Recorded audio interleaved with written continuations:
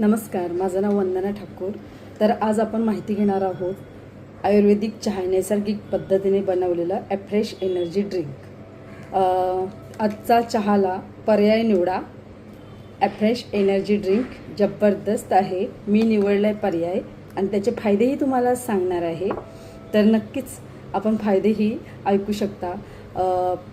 पित्ताचा त्रास कमी होतो, तसंच पचनक्रिया सुधारते, आळस व थकवा कमी करण्यासाठी खूप छान अशी मदत होते, तसंच वजन कमी करण्यासाठी मदत होते। शरीरातील विषारी पदार्थ बाहेर काढले जातात, तसेच स्किनला ग्लो येते, पाहू शकताय तुमच्या समोर।